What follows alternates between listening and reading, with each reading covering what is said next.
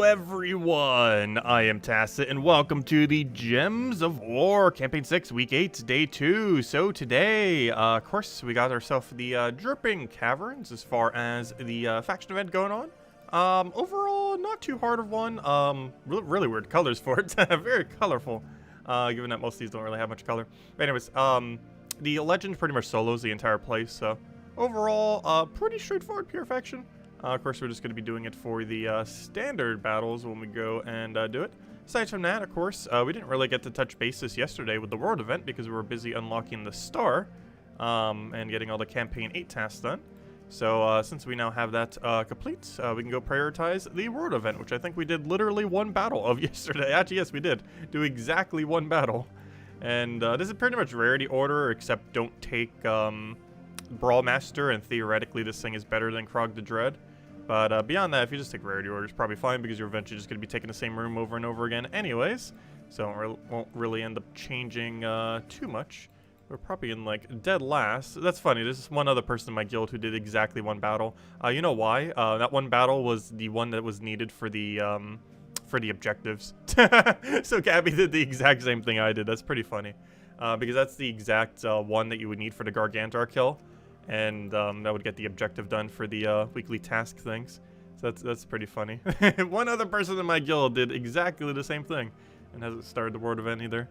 But anyways, what should we start with? We'll mess with the world event first since we didn't actually get to really mess around with it much yesterday then. Since we're talking about it right now anyways. So we're using a bit of a weird team, though I do want to change my thing. Do we replace armor? I guess we replace armor.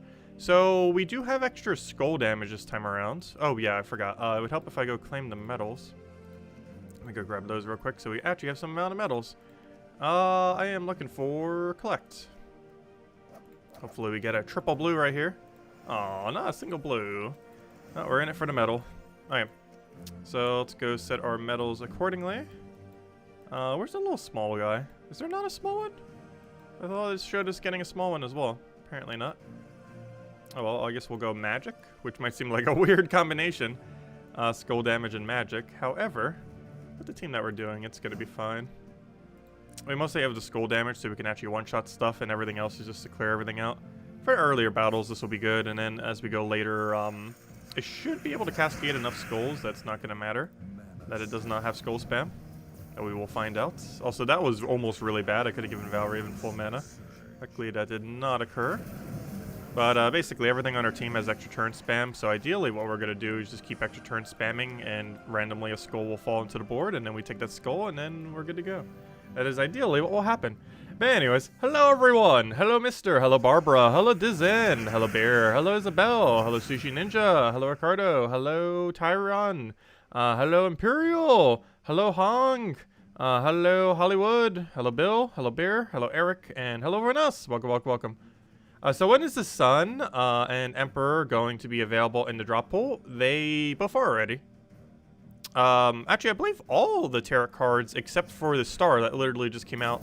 But everything except the star is in drop table right now.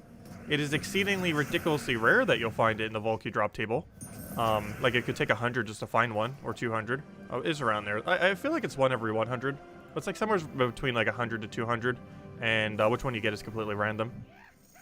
So you gotta really farm those Vault events up. We got a little over 200 keys last time we did Vault event. Also, I cannot confirm, but from my experience, Epic Vault keys do have a higher chance of giving them as well.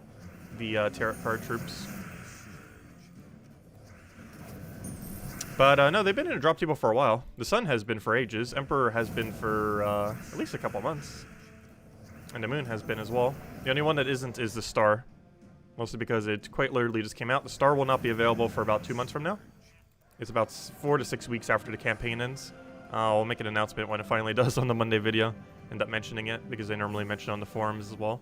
One of the few things they do. There's a lot of things where they don't mention the rotation, but that is one of the few that they do, luckily. But, yeah, it'll still be, like, about 2 months before you can get the Star. But every other tarot card is in the drop table right now. If you open Vault keys, they, have the chance of being there. A small chance, but a chance. They are there. It just might not seem like it. Let's see. I'll take that for now. You generally want to wait at least a few tarot cards before you try getting another one, though.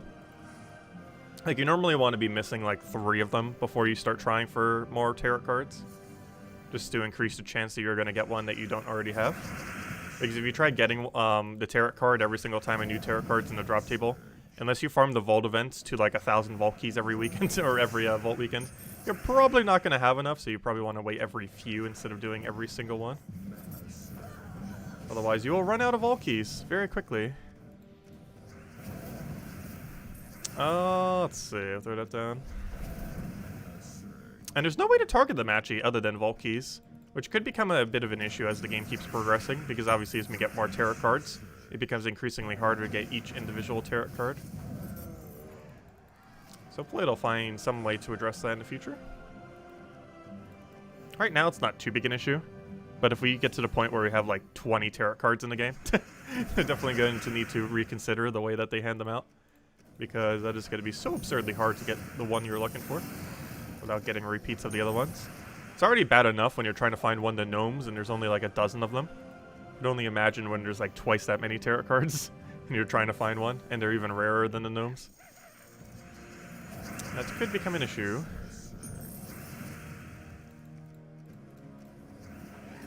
So right now it's not too bad because there's like, what, 5 tarot cards I think, or 6? So it's not too hard to get the one you need. Still hard, just not as hard. Hello Jason, hello Bear, welcome, welcome. Let's see, you crafted Zugaf today, congratulations, nice. The gnomes were good to you? Yeah, it's becoming easier than ever to get Zugaf now. It used to be a thing that would take about a year or so, on average, for most people. Now, realistically, if you farm the Vault event hard enough, you can get a Zugaf in one single Vault event. Realistically, within like 2 or 3 Vault events. Meaning that you can get a Zugaf within like, what, 4 or 5 months now? Like, definitely under half a year now. The amount of time to get a Zugaf has drastically been reduced ever since they did Nomapalooza. So much so that if you farmed every Vault event since Nomapalooza has existed, you probably already own Zugaf now. Even if you had almost no progress on it. It just added that much loot, which is pretty nice.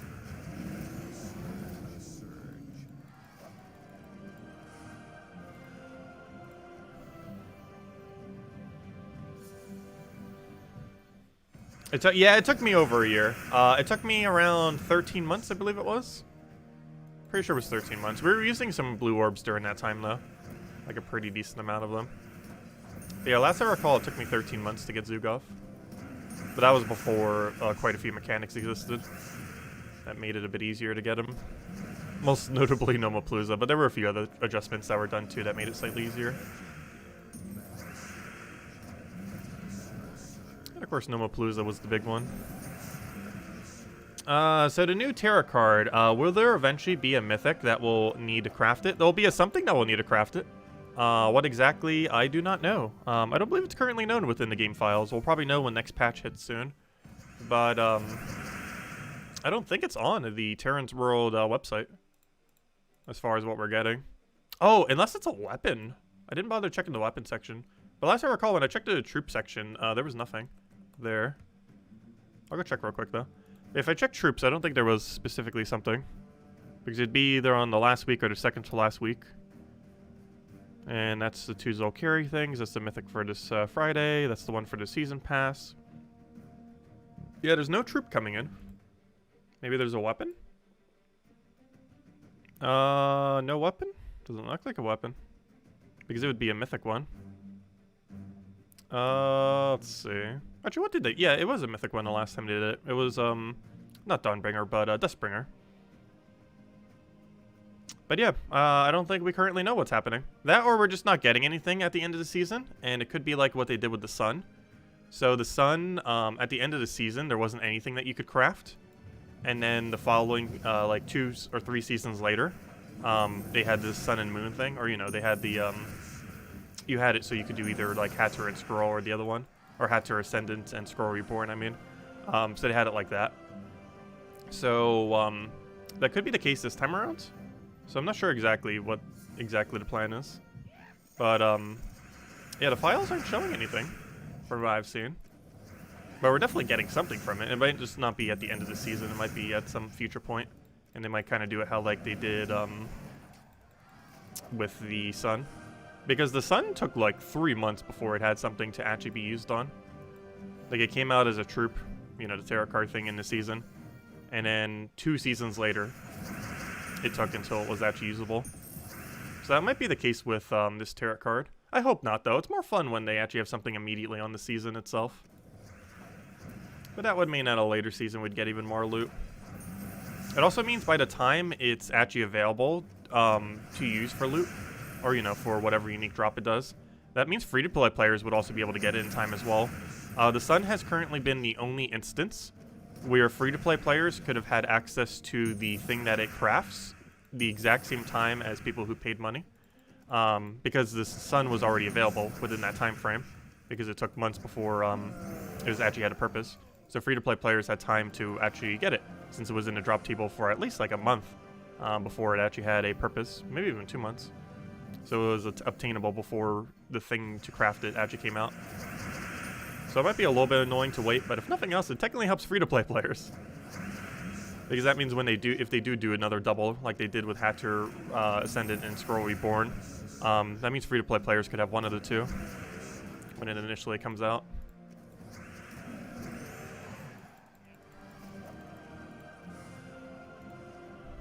Which I'm not sure if that's better or not. It's annoying having to wait, but it technically helps free-to-play players. So it's a weird mix, where it's both good and bad if it doesn't happen immediately. Let's see. Throw that down. Obviously want to kill Valraven out. It's such a weird team to be using that we're using right now. It's getting the job done, though. Obviously, our spell damage is increasingly less the further we go, which is concerning. However, our skull's still pretty much one-shot, which is the main premise we're going for. Because ideally what we want to do here is just infinite extra turns, cycle the board, and then we eventually get skulls. Oh, and we do have the 7% insta-kill thingy, which helps speed things up a little as well. There we go. And then we just take a skull and he dies. It is the premise. We also have Impervious, so we can't get entangled, though I don't think any of these battles actually have entangle. I actually want to take these two first, because I want an infinite loop on this guy over here. Actually, I kind of want to infinite loop the middle. I lied. Let's go and do the middle section. Carve out all the other area. Because if I'm not mistaken, this event is to the point where you eventually just spam one single room. Pretty sure some other people can confirm that who've already gone further. But yeah, I'm pretty sure by the end of it, we're literally just spamming one single room. So as long as we don't take the, I forgot what the name of it was called. But as long as we don't take that one room that we haven't taken yet, we should be getting max score. At least relative to our RNG. But as long as we don't take Brawlmaster, we should be doing the correct room. As long as we never take a Brawlmaster room.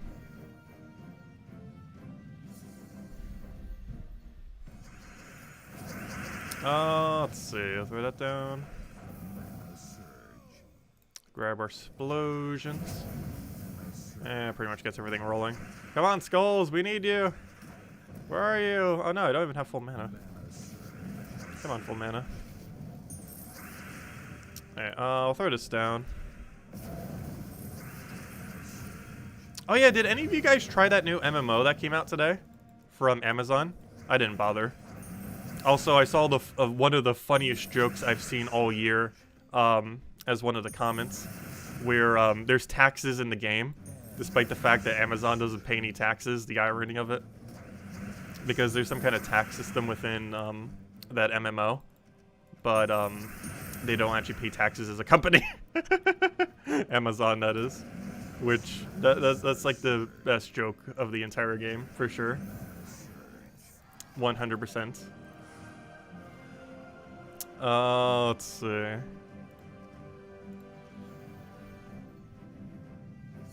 Okay, it is one room spam. That's what I thought. Just wanted to double check. It seemed like it would be based on the rule set that was posted on the forum for the week. Sometimes it's weird otherwise. So yeah, I did explain it correctly on Monday video. Because I said just ignore Brawlmaster and then just spam one location. Because that's what it seemed like it would eventually come out to, and yeah, it does. Let's see. Because sometimes I say it incorrectly. Mostly because of how overly convoluted it is. Let's see. And also sometimes because there's a bug in the scoring system. There have been weeks where the scoring was bugged in some way. That made it different than what they posted on the forum. It's very rare when it's bugged in some way, though. I think 2 weeks ago was bugged, though. Let's see, throw that down. It's generally not too big a deal. I feel like most endgame guilds kind of get it done regardless of what rooms you do. You could pretty much just do completely random rooms and would probably be fine. Honestly, we could score 0 and our guild would probably also be fine. Thanks to Isabel and others who do a lot. Because by the time we do over battles, we're going to be like right around here. But as long as everyone in your guild does tier 2 or tier 3, that's normally enough most weeks to get it done. Which one specifically depends on the scoring system. But tier 2 or 3 is normally enough to finish it. Even if that was the minimum that everyone did and no one bought any further than that. Which isn't that bad because it's only like a few hundred gems per person then. Plus you get all the other loot, of course. How long does it usually take to grind a faction event to 500? That depends on a couple factors. I'd probably say, assuming no skip, probably around 5 hours? Counting the pure faction battle itself, plus all the time to do it with no skip. That time can be reduced by skipping though, but skipping costs gems. I normally do a mix where we do it like halfway, where we do all the earlier battles that go quicker, and then we start skipping around 200, 250 or so, somewhere around there, and do it that way as far as the breakdown.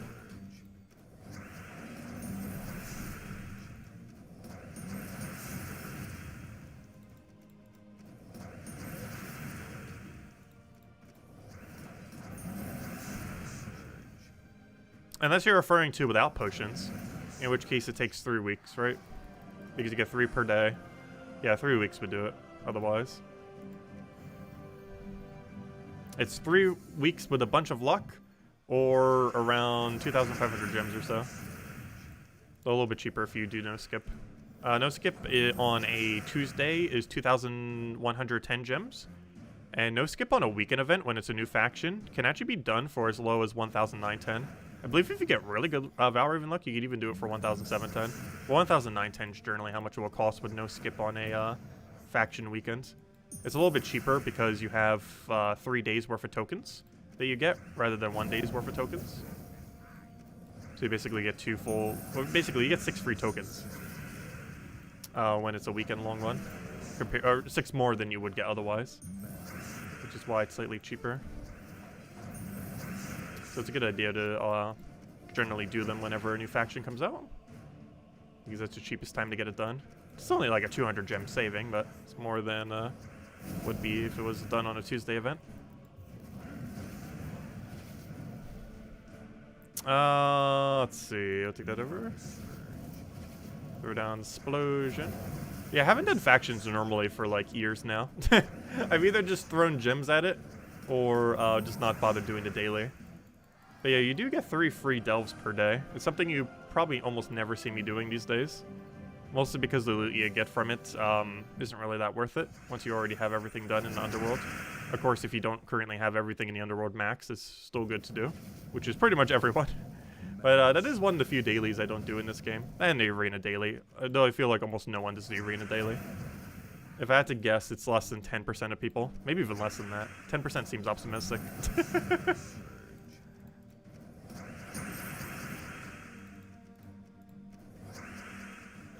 Actually, let me poll it right now. We haven't done the poll system for a while. Let me go create a poll.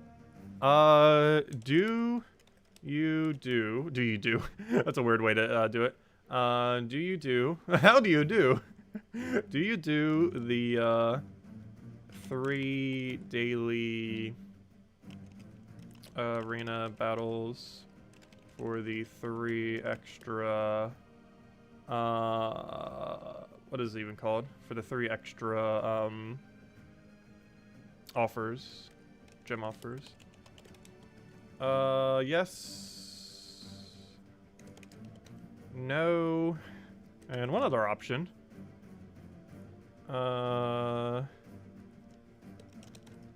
Didn't know that was a thing. There we go. I'm curious. If that's over 10%, I would be exceedingly surprised. How do you do, fellow lads? But yeah, if that breaks 10%, I'd be exceedingly surprised. I'll throw that down. Where's the sometimes options? Yeah, I didn't put a sometimes option there, did I?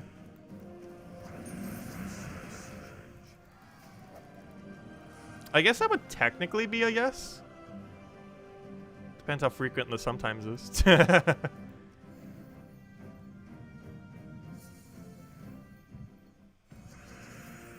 Yeah, I didn't think of that. That's actually a factor too.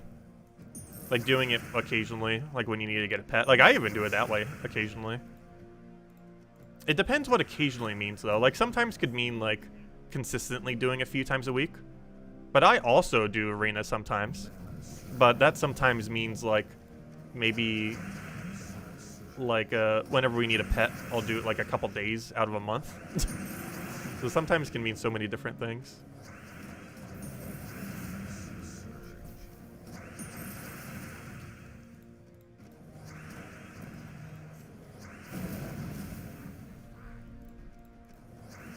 Because I know I'll occasionally do it a couple times in a row if we currently need a pet that needs to be upgraded.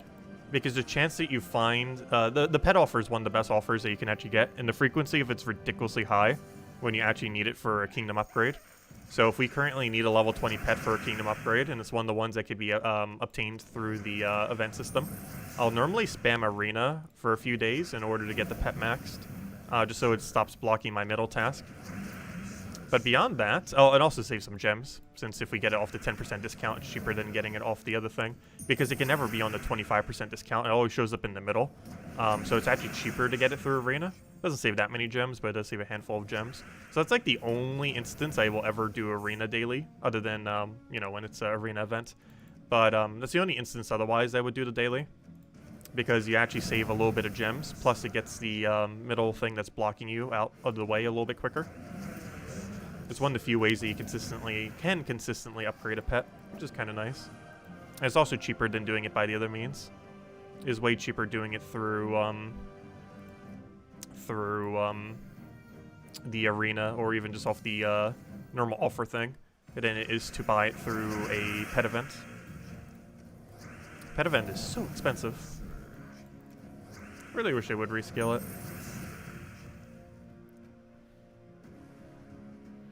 Let's see. Just reading back through chat a little bit. Catch you later, Jason. Hope you have a good day. Also, hello, Gerudo. Also, hello, Vid Game. Welcome.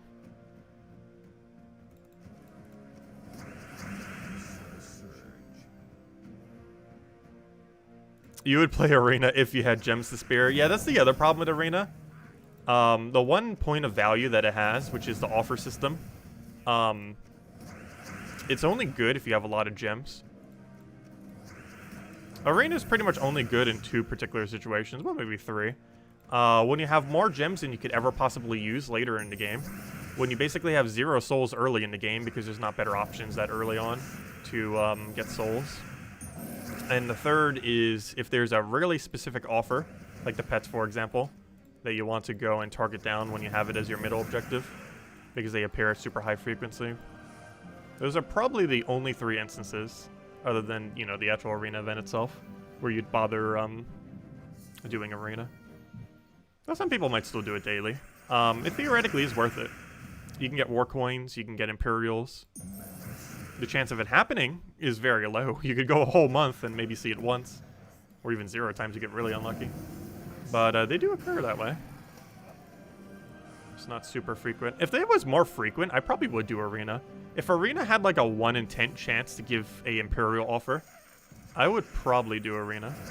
The problem is it is nowhere near that drop rate. But if its drop rate was actually good for the things that mattered, I would probably do it. Though the main thing that matters is Imperials. I wouldn't really want anything else for the most part. Because even war coins, if you get it at a higher frequency, wouldn't really matter. Because war coins are a weird currency where initially the value of getting them is ridiculously high. But then once you have all, or getting close to having all, or, you know, quite literally have all of the things that you could buy with it, its value just plummets to nearly 0. It's a really weird currency. It's almost like trait stones, but different. But obtained in a way, way different way.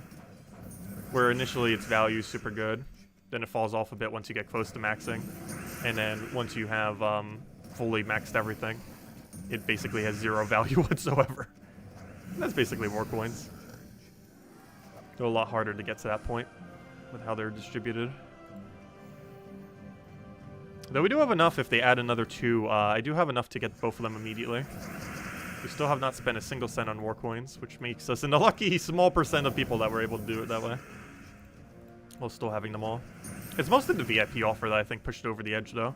Because we've gotten, I believe, 3 of the VIP offer. So we actually wouldn't have everything if we did not have that offer. So that's the main one that kind of pushed it over. What's the minimum amount of gems you'd recommend for players to keep? It sounds like a high number, but I'd probably say around 10,000.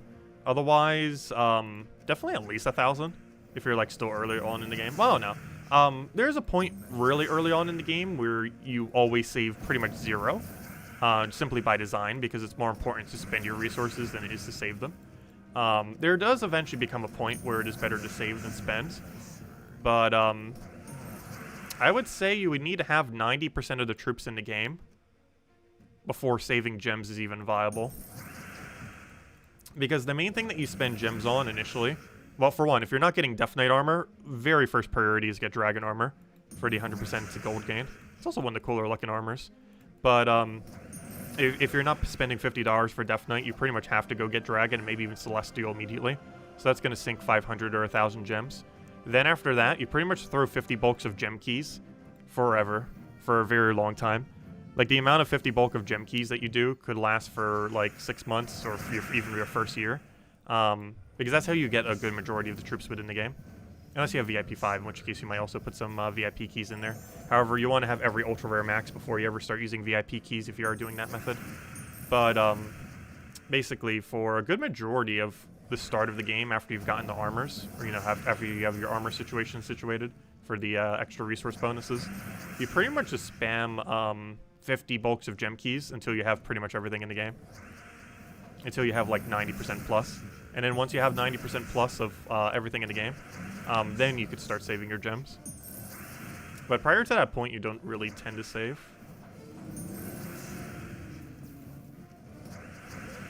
Like, everything prior to that point, at most, you would probably save 1,000.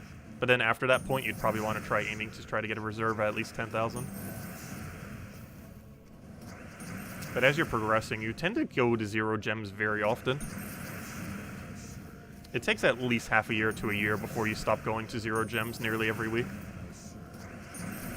And the other reason for that is because tribute is lower. Tribute generates a lot of gems.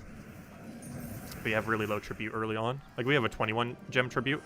But if you played the game for like a month, your tribute's around like 6 or something. So, obviously quite a bit of a difference. Though, the main part where it starts to get really good is once you have 9-star kingdoms. 9-star all kingdoms, I believe, is an average of 9? It's like an 8 or 9 gem tribute. Maybe even 10. I'm pretty sure it's 9. Let's just say 9. And that's pretty sizable, because that's almost half of what we're getting per tribute. Simply by having 9-star kingdoms, which is obviously way more accessible. Not only does 9-star not even require the mythic, but pretty much all the objectives for it aren't that bad. Some of them really early on in the game could be a little annoying. But there's stuff that can be done within like 3 to 6 months of playing the game to have 9-star. Which then generates about, actually, it's kind of funny. 9-star generates about 9 gems per hour. Last I recall. It's like 8 or 9, I can't remember. Anyways, let's go clear our dailies real quick, now that we are out of battles to do there. So let's go clear this out. Where's my Phoenicia? We'll run this for all the dailies. And then we'll go mess with Cavern, Dripping Caverns. Do you get 50 bulk gem keys, though, in Arena? Oh yeah, that one 400 gem offer, that's 360 in Arena. That one is really good value as you're progressing through the game. Because one thing that you're probably really lacking as you're progressing through the game is event keys. And one other nice thing about having the physical keys, yeah, that is one offer I would probably advise always getting as you're progressing through the game. I've even started getting it whenever I see it on 25% off, just because its value is 465 gem value theoretically, and it costs 400 gems at its highest price and 300 at its lowest if you get it off the VIP thing, or 360 if you get it through Arena. But yeah, that one offer that has 20 glory keys, 20 gem keys, and 20 event keys, that is one of the, actually, it might be literally the highest value offer in the entire game that can appear. Not counting like Imperials and stuff like that, that have like a indirect value, where they don't necessarily have a gem value attached. But as far as things that have a direct trackable gem value to them, it has the highest amount of increase in value. The main reason for that is event keys used to be way easier to get back in the day, and now they're slightly harder to get. And because of that, they end up scaling event keys in various offers to actually be quite a bit cheaper. And that's why that offer is so good. But if you are progressing through the game, that's one of the main things you want to be focusing your gems on if you can. The 400 gem one that does 20, 20, 20. 20 gem keys, 20 glory keys, 20 event keys. Because that's how you generate a good number of your event keys. Because you don't ever want to spend gems on event keys, ideally.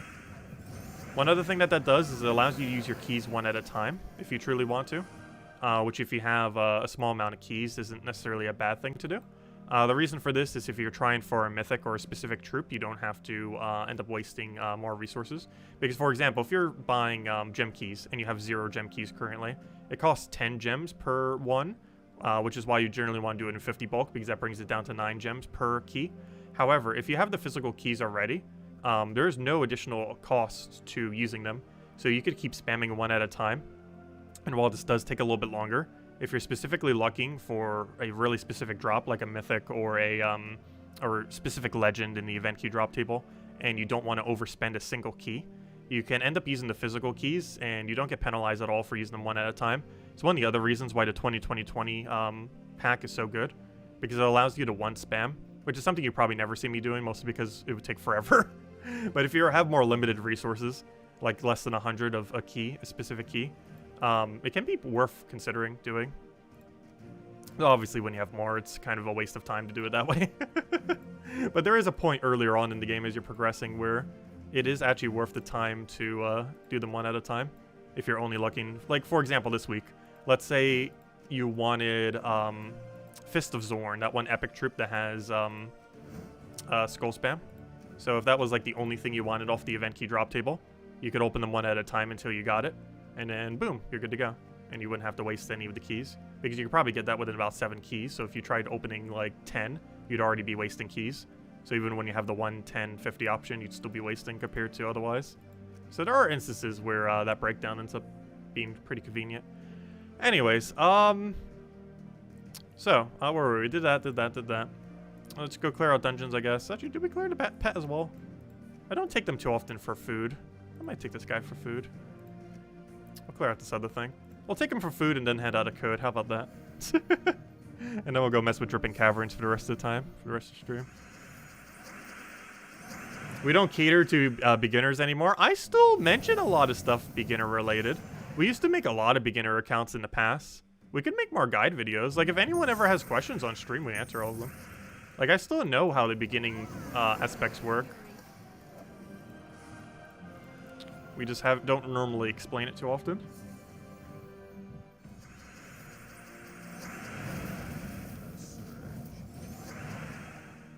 Let's see. I'll take that over.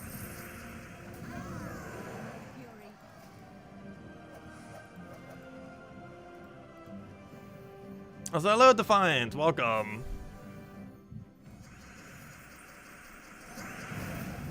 Because currently most of the videos we cover are just off of most of the event stuff. So there's not really much to explain early game-wise in most of them. But we discuss it a lot in streams normally. Whenever applicable.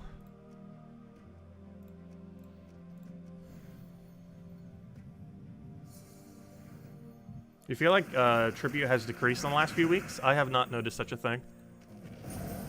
I still keep getting over 20 every single time. And as long as that number is over 20, I am happy with whatever it is.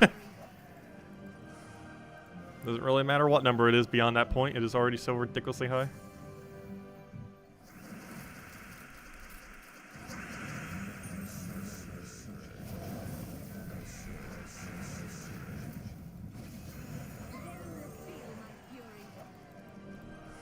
Which is funny because I actually don't take tribute that often most days. I think the average I take these days is like 3 or 4 tributes in a day. Despite the fact our tribute keeps getting more efficient. That might be why I feel like I need to take it less. Because every tribute we do take is more efficient. So we technically don't need to take as many to keep up with the economy of the game.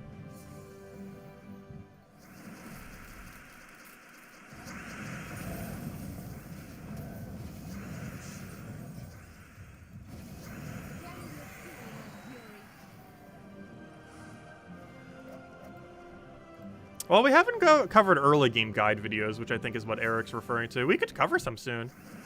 There's a lot of guide videos I've been meaning to cover, but I keep getting caught up in other things.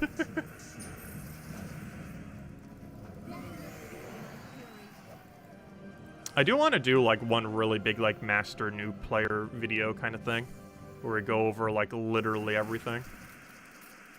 Because I don't want to break it up into too many separate ones. I kind of want to have like a one-stop everything video. The only problem is that makes the video way harder to do and more intimidating to ever tackle. Because so much more has to be covered for it. I think the most important aspect is how you spend resources, though. Because players will like naturally learn how to play the game and stuff like that pretty much on their own, for the most part. Where the highest priority is how on earth to allocate the billion resources that exist within the game.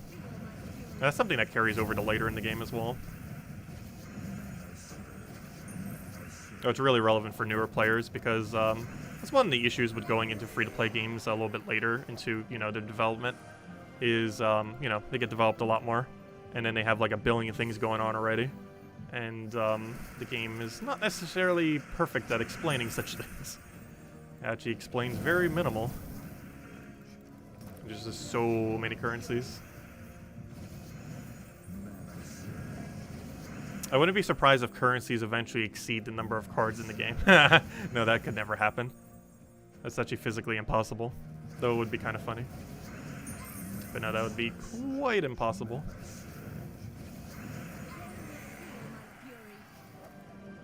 Though, how many resources are there if we did go to that tab real quick? I think we have to guesstimate it because trying to count them all would take too long. It's definitely over 100. Let's see. Let's scroll for... Let's consider every scroll to be 10. 1, 2, 3, 4. Actually, no. Let's assume every scroll is 5. So 1, 2, 3, 4, 5, 6, 7, 8, 9, 10, 11, 12, 13, 14, 15, 16, 16 approximately. Though some of those aren't. So let's say 15. 15 times 5 is 75. Wait, is that low? Really? No way. Okay, that might have been a bad way to guesstimate it. There's no way there's only 75 currencies in this game. You know what? It actually is a bit low. Oh yeah, it is all about 100, isn't it? Okay, that's a bit less worse than I thought. Why do it always seem like there's so many more? That's still a lot, though. But yeah, there's like a little under 100 currencies. Like 75 to 100, somewhere in that general ballpark. Just how many currencies there are. Alright, we did that, we did that. Okay, let's go hand out a code. Oh, did I claim the thingies, though? It automatically sends it to you even if you didn't. I knew I didn't claim them, though. There we go. Oh, of course we'd get 3 copies of the one we don't need. Okay, that reminds me. Didn't I get another pet upgraded off stream? Oh, no. It was the fairy I didn't upgrade. The other one I showed on screen. That was funny. We upgraded the one pet yesterday, but I forgot to upgrade the fairy. Upgraded the one that we got maxed off stream, but, or not maxed, but, you know, upgraded. And then, I forgot to upgrade the fairy. Fail. That fairy is, of course, from this season pass. Let's see. Yeah, I still need to update quite a bit of guides, though. Because some of the guides actually still use the previous interface of the game. That's how old some of them are. So there's quite a few of them are still relevant, though. A good majority of them, actually. But anyways, let me go ahead and add a code for all of you guys. If you guys still have any other questions, do let me know. We'll make sure to go and cover them all. But, I'll go get you guys this code, and I'll mess with Dripping Caverns for the rest of the stream. Let's see. Where is the code section? There it is. Oh, so we should be getting the update in the next few weeks, by the way. Very soon, TM. Also, I wonder how they're going to do the preview now. If they're even going to do a preview. Now that Salty no longer does it anymore. They're going to have to go get Ozball to do it by himself or something. That'd be pretty funny. We've never actually seen him stream solo yet. He's always streamed with Salty. But, yeah, they're probably going to just get him to do it. I don't know, I kind of like Ozball, though. He was, like, the only dev that was actually a player before he was a dev on the game. Unless there was someone else who I'm not aware of. But, I'm pretty sure he's one of the only, if not the only person who was initially a player before he was a dev. Anyways, let's go do Word Event already. I mean, not Word Event, I mean, Faction. So, we're just running Rowan. Oh, I shouldn't have overwritten the armor. I guess we gotta make a new one. Because we're just running Rowan Quick Kill. Which generally, if you have access to Rowan Quick Kill, you should probably just be running Rowan Quick Kill. It does everything you would ever need it to do. Oh, my team's not set up though. Whoops. Rowan Quick Kill, where you at? Give me that. I'm doing it with Archer. You could do something tankier if you're going deeper. Reason we do Archer is because of Green Storm and it goes quicker for these earlier battles. Between Green Storm and insta-kill chance on Skull occasionally. Okay, is that everything we need? Looks like it. I don't think we need to adjust anything. Our Scale Shield's mostly just for the boost ratio if we need it. I don't think we're really going to need it. But it allows you to upscale all the way to 500. This team can actually be ran for almost everything within the game. It's also the strongest early game build in the entire game because everything on this team is super easy to get. Urskia Shield you get at 100% rate from getting 250 wins in Urskia. Rowan you get for free from completing a Forest of Thorns. Mirage Queen, while being a legend, is a faction legend, which makes it easier to target out. So if you initially use all the Chaos Shards you get from the Underworld and Sunken Fleet, you'd easily be able to get this thing. The harder issue is probably getting the Trait Stones to actually get it maxed. But it's actually probably easier to get it than actually the Trait Stones themselves. And Leprechaun's an ultra rare. While you do have to get off of pure RNG, you would likely get it within your first month of playing. And then you just need a little bit of Trait Stones for it. Luckily it uses completely different Trait Stones than the other one though. Yeah, it's kind of funny. Leprechaun is actually the hardest troop to get on this team. As weird as that may seem. That actually is true. The reason for this is there's no way to target it directly. Unless it is in the event key drop table on a given week. Which is very unlikely in your first month of playing. You're more likely to get it from random drops than the fact that there would even be event key around that time. The only way that you could possibly get lucky is if it's in a summoning stone. Those summoning stones are a bit of waste of resources that early in the game because you want to use them for weapons. And it's not from a kingdom. There are a lot of like low rarity things that you can get from kingdoms for free. Like Apothecary is a pretty good one that you can get for free from Kizale from getting it a few stars. However, Leprechaun's not in that category of troops that you can get for free from leveling up a kingdom. And this is kind of problematic because that somehow makes the ultra rare the hardest thing on this team to get. The two hardest things about this team is getting the Trait Stones for Mirage Queen and getting the Leprechaun. Just physically getting the Leprechaun. Which is kind of funny because it's only an ultra rare. Which is a relatively low rarity. But as far as actually obtaining the troop, it is actually the hardest thing to get on this team. Which is kind of funny. The team is just that easy to get that it's actually the hardest thing. Since there's no consistent method to target it. Unless you get really lucky with it being event key week when you want it. Which is exceedingly unlikely. Plus newer players might not even know that it's in the drop table in that situation. Because anyone who needs a Leprechaun probably doesn't know that the current event week would have Leprechaun. Meaning that there's basically no way for newer players to target it realistically. Because no newer player, or pretty much no newer player, would know the concept of event keys for the Leprechaun that early on in the game. They would own Leprechaun before they are familiar with the concept.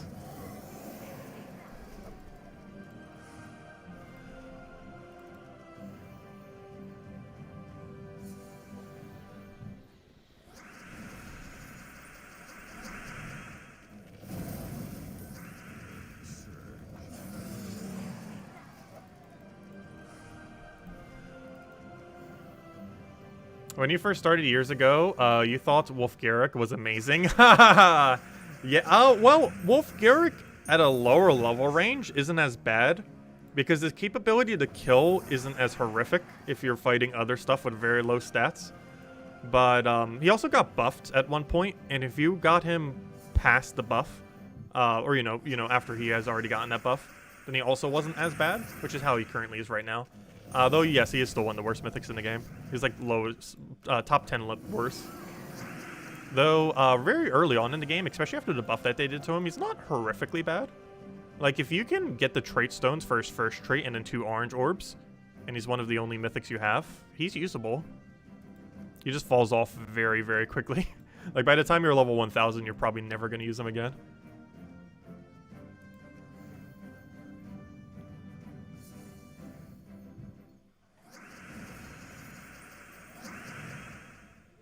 If anyone just getting here, definitely feel free to use the code. If you haven't already, should still be good. And feel free to leave a like on the stream. Helps out a lot and is greatly appreciated.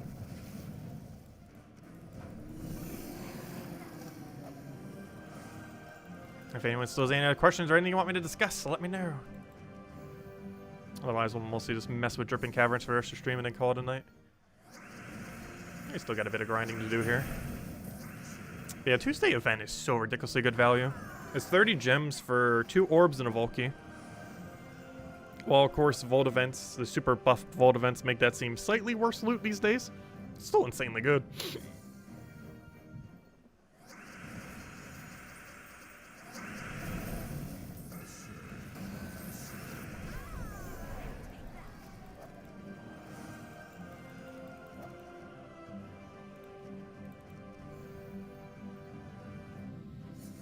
It's also a great way to get shards and the other resources, which is something I almost keep forgetting because we have like infinite of them. Legendary ingots, mythic ingots, and chaos shards. It's also pretty good for. Not a single one of those we need. However, as you're progressing through the game, you do need a lot of them, particularly the chaos shards, because that's how you get all the troops for all the factions. It's not as bad when you're getting them as every single new one comes out, as we did, and as as anyone would who've been playing for years. When you're first starting out in the game, you need a lot of chaos shards to catch up. It doesn't take that long to catch up, though. I'd probably say about a year you'd catch up on that. Generally, almost every drop in the game you'd catch up within a year, which is one nice thing about how the game is set up. There are a few things that'll be harder, like trying to get every single mythic in the game. But as far as reaching like 80% of the total troops in the game, or even 90%, I'm pretty sure that can be done in under a year. Reaching 80 to 90% of the troops within the game, depending on how much a person plays. Which isn't that bad. Biggest issue is getting all the mythics.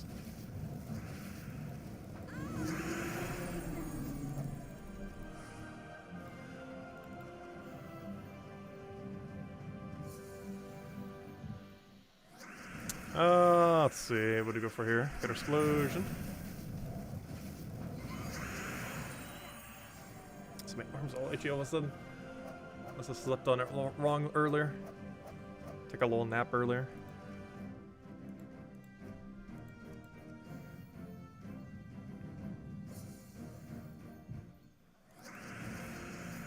So I'm not sure why, but regardless of what side I fall asleep on, I always wake up facing rightwards.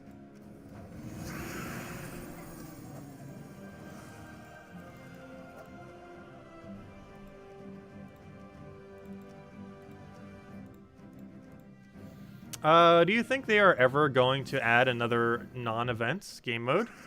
I would sure hope they would, though maybe not, because they're probably prioritizing that for Puzzle Quest 3. More so. Because Puzzle Quest 3 currently has none, and we know for sure it's going to get some. So their priority is probably doing that instead. I would definitely love to see it. It's something I wanted a lot more of, and they never did. Because we haven't gotten one like that since Treasure Hunt. Treasure Hunt was the most recent one, and Treasure Hunt was added like 6 years ago. Very long time ago. It was added so long ago, we had a different community manager back then. Like before Salty even came around. We had like a double different one. Before Salty came and left, there was a new community manager. That's how long ago Treasure Hunt was.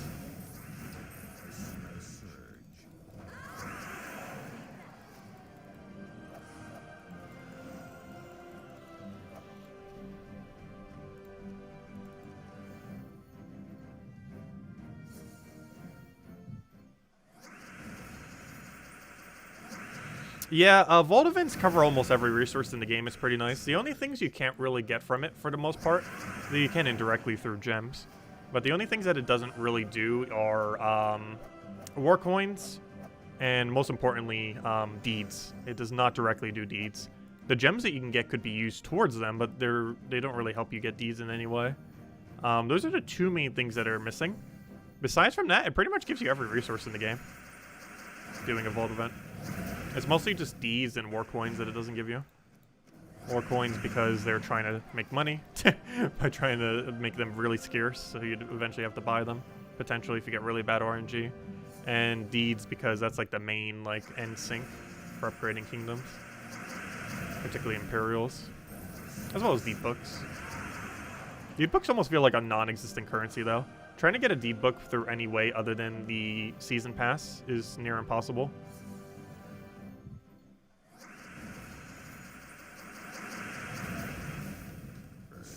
Mostly because they made how many it requires way too high. It requires 50 deeds to create a deed book. If it was closer to like 30 or 25 or something, it wouldn't be as bad. But 50 is way too many. I'm not sure if they're ever going to adjust that in the future. Probably not though. But it feels like it should be 30 at the most. 30 deeds to make a deed book, but currently it's 50. I know I personally have never bothered to craft a deed book. However, we theoretically could now, if I'm not mistaken. Don't we not need deeds for anything anymore? So it kind of would make sense to start using them for... actually, I didn't even think about that. Aren't we at the point, now that we have 15 all kingdom, that we actually don't use deeds anymore? I didn't even think about that until just now. Hold up. I actually no longer need deeds. Not no deeds in general, but the small deeds. I actually didn't notice that until literally just now. I have no clue how. But, yeah, I don't actually need, because we have 15-star all kingdom now. We can actually start converting them into deed books. I might do that right now. Because there's nothing else that uses deeds anymore. Like, you know, the smaller one. That one. So we can just craft them all into deed books then. Unless they're going to add a mechanic. I'll not do it yet, just in case. Because there's a small chance. Oh yeah, new kingdom too. True, true, true. I was going to say, there's a small chance something's coming around the corner that's going to make us need it. That is true, though. New kingdom. Yeah, let me wait. Because we could always convert them up later, but we can never convert them down.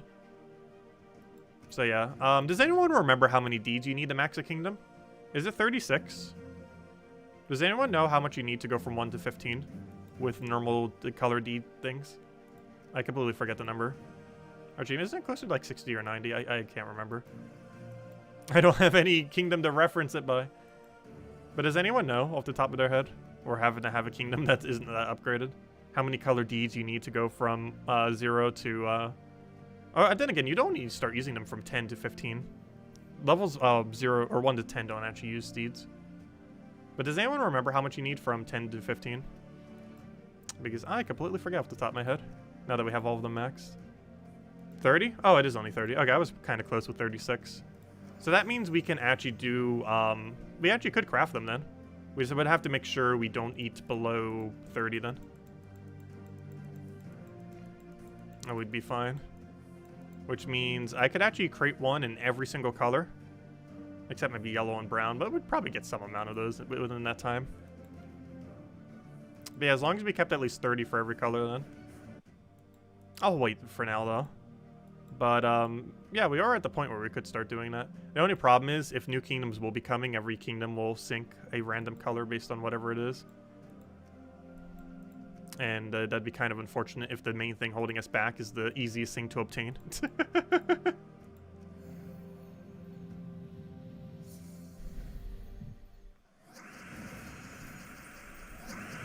So I'm not going to convert them yet. Because, yeah, new kingdoms would require us to keep a reserve of every single one. And what if they add 2 of the same color new kingdom in a row? Like, what if we get 2 blue kingdoms? And we only saved 30. Then we'd have the issue of, whoops, we don't have enough. So yeah, we won't convert them quite yet. But at least in the current state of the game, at least until new kingdoms do come, there is actually no use for them. Or at least in the sense that the resource directly can't be used for anything. So we'd have to upgrade it to be able to use it. I just really hate how much it costs to upgrade them, though. I think it's like 200 diamonds, which I don't care about the diamond aspect, but it's like a bunch of souls and 50, which is way too many, 50 of them. But, oh wait, it actually doesn't cost any diamonds. It just costs jewels. Never mind. It just costs colored jewels. I always thought it cost some amount of diamonds. Apparently not. Oh, so that soul amount is way lower than I thought. I thought it was like 10,000 or 20,000 per thing. Yeah, the main thing holding it back is the deeds for sure. 50 is way too many. I'm hoping they lower that at some point, though I highly doubt they ever will. I'm not sure why they made it so high to begin with. 30 is like the highest it should be, despite it being 20 higher than that.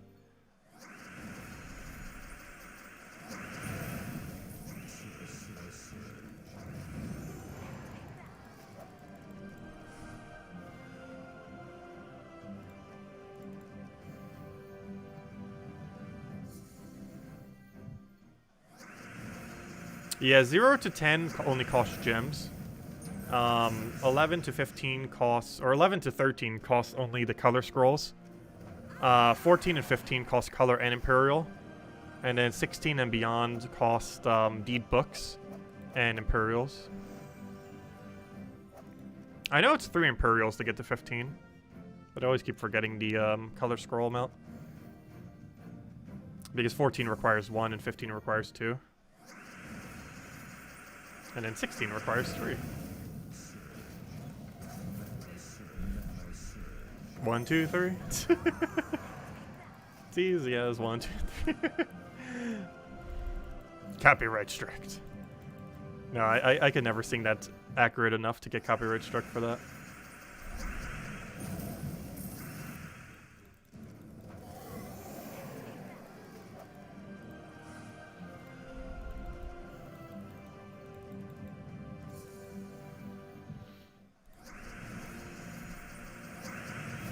That's one good thing about being able to sing horribly. We could probably sing things that are copyrighted and not get copyright stricken. Because it's so horrible that it doesn't even pick up that's the thing. Strategy. Let's put that down.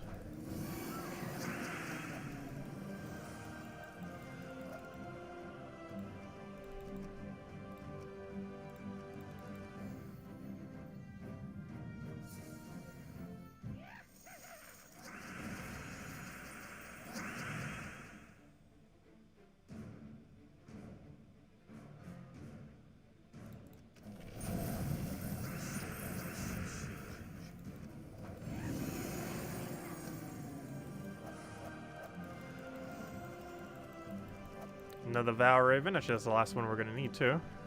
Now, if we see another Valraven and it escapes, it actually does not matter. I'd prefer it not to. Oh, we got the final Valraven we needed. Oh, so still at one-shot range. I'm actually surprised. Rowan does eventually stop one-shotting on the Tuesday event. Though his stats keep going higher, it gets easier for it to one-shot. Also, we have quite a bit of stats right now. I believe we have 15 armor and 4 magic. So that's 34 more damage than it would normally have if it had no extra stats from the season. Oh, wait, did it not let you post a link? It should. Oh, wait. That's weird. People who are joined with us aren't allowed to post links? That's weird. It only allows me and moderators to post links in my chat. I wish there was a way for me to enable. I'll need to go check that later. I would sure hope there's a way to enable people who are joined to post links in my chat. Actually, I think there is a way. You can do a manual override list, I think, for people who could post links. So if I just find YouTube's list of every single person who is, yeah, there is a weird way to do it. Though there's no button that you can click to press it, which is kind of annoying. But yeah, there is a way to do it. Like, there's no button that you can press that allows you to let your people who are joined on your channel to post links. However, if I took every name of every person who's joined and then added to the list where it allows you those people to post links, then we could do it that way. But then we'd have to go and do it manually. I should probably go do that, though.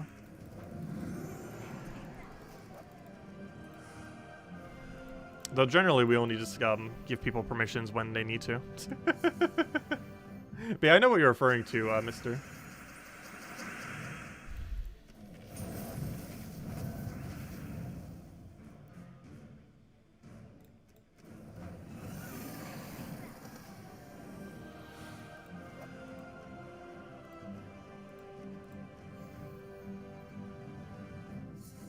Yeah, YouTube has a lot of weird things on its back end.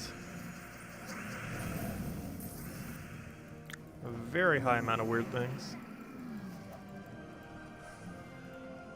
Some useful, some not. It's a weird mix.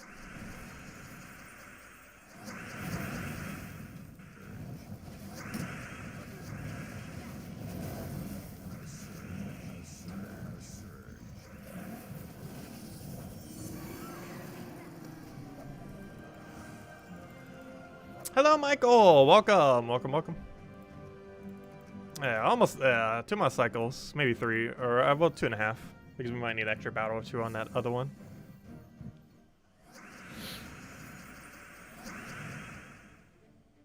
But yeah, I'm surprised on the poll. 30% say yes, though I didn't put a occasionally option, so I'm pretty sure a lot of those yeses aren't people doing it every day, but are people who do it on occasion. Yeah, we might need to pull it again at some later time, but also put the 4th option there. Because that number is probably not accurate to the number of people doing it literally every day. Because there's a difference between occasionally doing it and doing it every day. Or most days, they would probably put it instead of a yes. Like most days, ever so occasionally, basically not at all, would probably be the options. What's the best way to get to gold a mythic? How is best way to gold a mythic? You mean getting it fully maxed? This is exceedingly hard to do. I literally only have 1 done in the entire game. Realistically, you don't. If you're trying to get it, the gold medal on it, it is so absurdly hard to do. You could try RNGing a bunch of resources on it, though that's not really advised compared to just upgrading other stuff. The best way to do it is spam Explore 12, farm Explore 12. But it takes a very long time to upgrade mythics. I have the resource to do 1.5. One of which we already did, the other half obviously we didn't yet. But yeah, it takes a very, very, very long time of farming Explore 12. It's not really realistic to upgrade mythics in the current state of the game. As you have more of the lower ones, you'll be able to go and try to get its first upgrade and stuff like that. A bit here and there. But for the most part, you kind of just assume all mythics will not be upgraded. Even legends are pretty hard to do, but at least legends you can get like the core few upgraded. It's a little bit easier. But you pretty much have to go under the assumption that you're just not going to upgrade mythics as far as gold medal is concerned. It's just way too hard to do it for them. And not even worth it in many situations. Very few mythics, because they still gain the same amount of resources. Even though they cost absurdly more to upgrade the base mythics, the amount of resources, or the amount of stat increase is still the same. So there isn't like any additional stats compared to other lower rarities. Like the upgrading a common to gold medal is the same exact stats as upgrading a mythic of the same typing. Oh no, he's got moves. That's not good. Luckily, Leprechaun in first isn't horrifically bad. Yeah, Anu and Nishos are the main 2 things that upgrade everything. And the only realistic way to do that is do Explore 12 spam over and over again. The problem with that is, even if you did that for multiple hours a day, it still takes forever to farm that way. Okay, I was going to do the buff and I was hesitating, like, oh, we might have enough damage. No, not enough damage. We got that, though.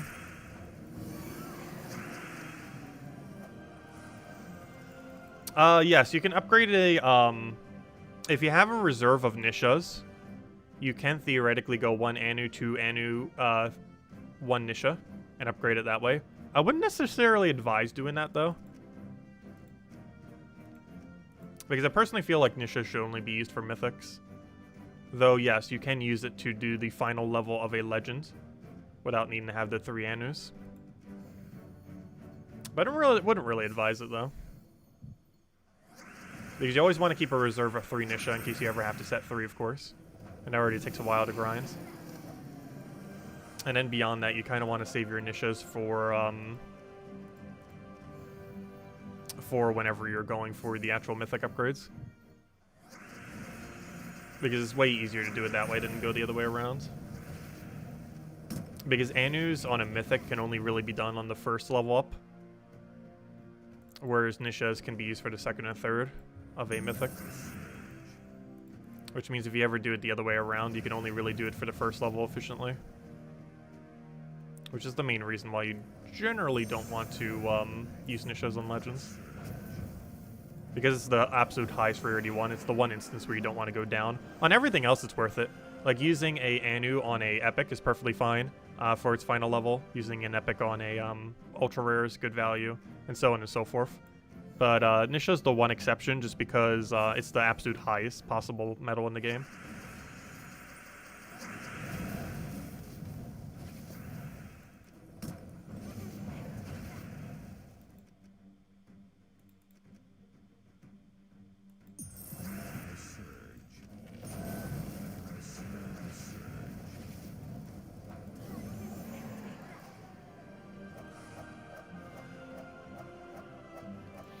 Well, the problem with that is the soul cost. You'd only ever want to do it for the first level, and it would end up costing you a lot of souls. Like, your chance of using 3 ultra rares on a first level of a mythic, I believe is, what, like a 9% chance? I want to say. I'm pretty sure it was around a 9. It is a ridiculously low. Like, it's a 9.9 or something. Let me actually go double check. I actually forgot what the rate is. But I know they are very, very, very low chances. You would eventually do that, but I want to have every single troop below that point upgraded. I'd also likely want to do it on a lower rarity one. Like, I'd probably want to do it on Legends rather than Mythics because the chance of it happening is higher to land. But yeah, theoretically, you can do other medals.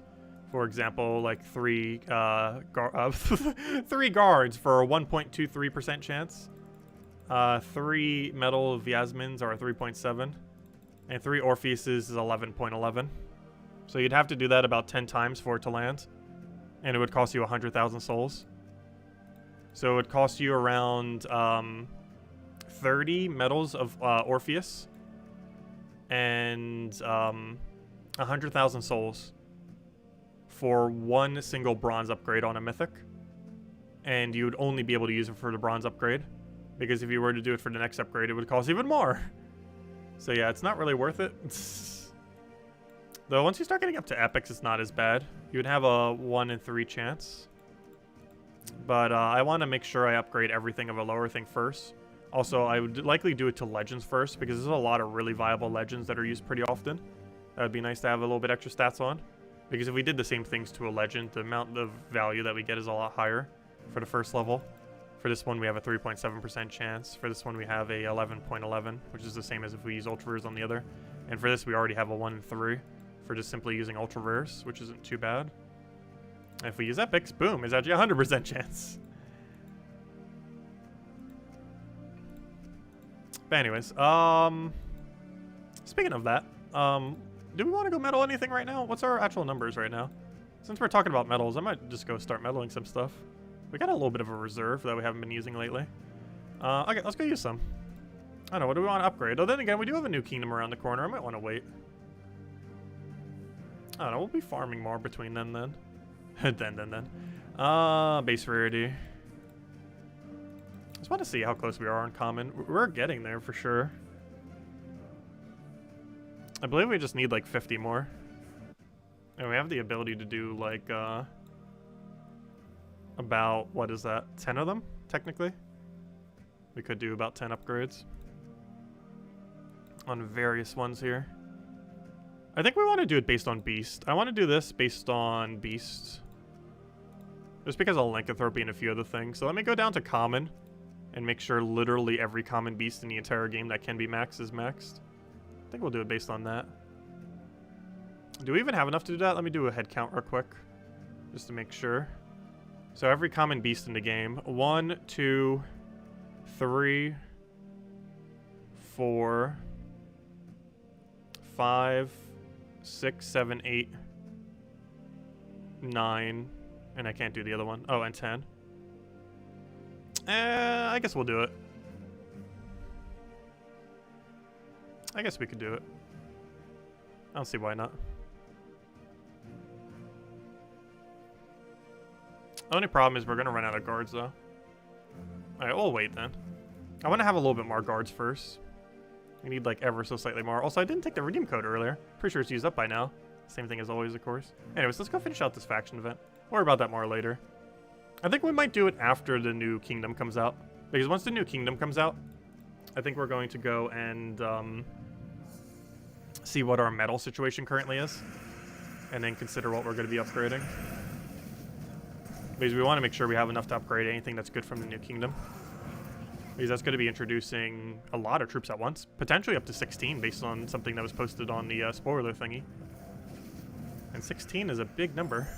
I'm not sure if that 16 is all at once, but if that 16 is all at once, that's a lot of troops. That's more than Sinner Mirage even has, I'm pretty sure. Because if you don't count Sinner Mirage's faction, doesn't Sinner Mirage have less than 16? If you don't count its faction. Actually, there's quite a few kingdoms that would be under 16. Let me go check Sinner Mirage.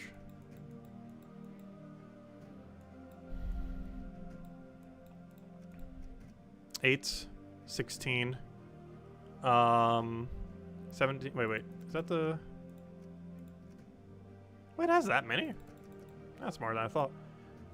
16, 17, 18, 19, 20, 21, 22, minus 4, 18. So yeah, it kind of would make sense that a new kingdom would come in with 16 troops at once, wouldn't it? Because currently the lowest trooped kingdom is 22, which is technically 18, because if you don't count faction. So if it's coming in with 16 with no faction, that kind of makes sense, actually. Wow, 16 troops in one day. That's going to be the most amount of troops we've ever gotten in one day. That's going to be a big event whenever we get that new kingdom soon. It's going to be really huge. 16 troops in one day. Though the only problem is we won't really be covering it until the following Monday. Because the amount of keys you'd have to use to realistically get them priors is so many. We might throw down some just for the fun of it. But, we're mostly going to be getting them off of event keys. Unless we get really lucky. Which then again, I guess we could just try getting them on the day of. We have enough resources that it wouldn't matter.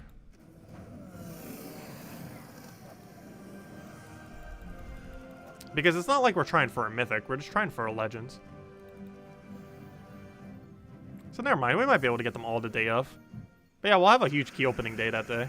That should be a lot of fun. We'll do it live on stream. But then again, I don't know, maybe we'll do it on a separate video. We might have to pull that leading up to it.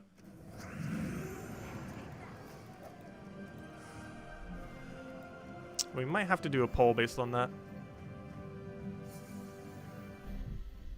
And we'll have to pull it both on the thing and on the other thing. On the Monday video and the other one. Just to see. Because obviously it'd be biased on the stream towards the stream, and it'd be biased on the in a video for the video. It'd be kind of hard to do it for both, though.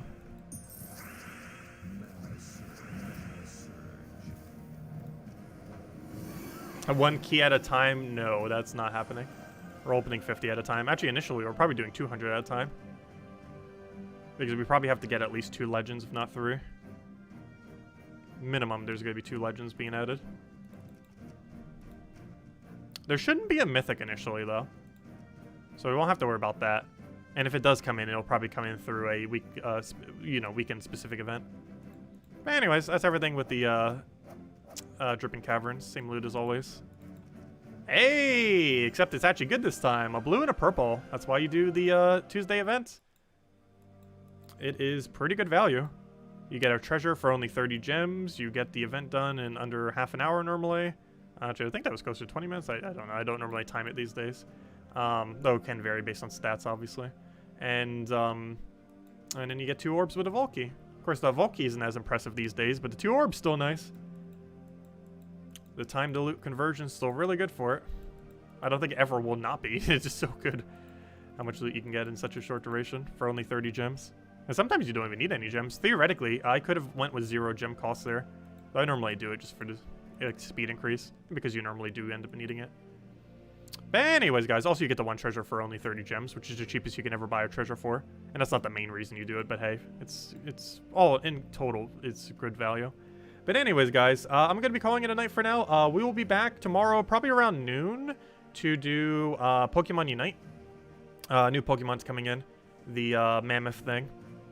Should be quite a bit of fun. We'll also be able to use it because we have enough gold to get it, so should be a pretty fun character to mess around with. And we'll be doing stuff with that. Aside from that, tomorrow night, same time as always, 8 p.m. Standard Time, we'll be doing a Gems War stream. And as far as Thursday, I'm not sure if we're going to have a midday stream on Thursday. Still trying to figure out. But we'll have a midday for tomorrow, if nothing else. And we'll go from there. And of course, this Friday, we have raids with a new Mythic coming out. So I'll be having the video on that in Friday morning, going over the new Mythic. Really impressive new Mythic, too. It's a Uber Doom Skull Spam Mythic. It's going to be as good as Lord of Slaughter. There might even be instances where it's better than Lord of Slaughter. It's going to be pretty cool. Highly advise getting the Mythic this Friday. Super high priority. It might be top 10 best troop in the game, because we already know Lord of Slaughter's in that area, and this Mythic seems like it's going to be as well. So yeah, I highly advise to get this new Mythic coming out this Friday. If you haven't already gotten the resources for it, start farming now. But then again, there's not really too much you could do to farm, since we just had a Vault weekend. Well, hopefully you farm the Vault weekend. But I did mention it a bunch during the Vault weekend. But yeah, next Mythic's super high priority to get, so definitely make sure to do so this Friday for that upcoming week. But anyways, guys, catch you later. Thanks for stopping by, and I'll see you guys soon. Greatly appreciate it.